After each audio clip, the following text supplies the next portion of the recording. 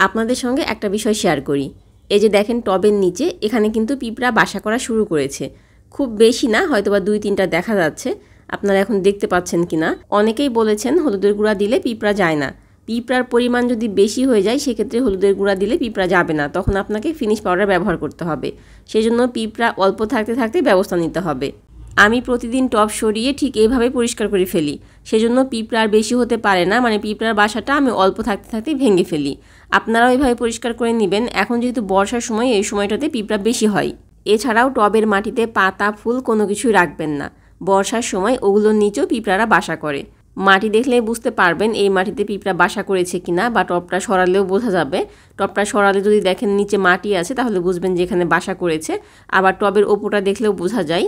মাঝে মাঝে টবের মাটিতে নিড়ানি দিবেন, তাহলে পিঁপড়ার বাসাটা ভেঙে যাবে। এটা ছিল পূর্ব সতর্কতা। এরপরেও যদি টবের মাটিতে পিঁপড়া হয় তাহলে প্রাথমিক অবস্থায় হলুদের গুঁড়া ব্যবহার করবেন। ভালো না হলে আপনারা ফিনিশ পাউডার ব্যবহার করতে পারেন। তবে আল্লাহর রহমতে এখন পর্যন্ত আমাকে ফিনিশ ব্যবহার করা লাগেনি।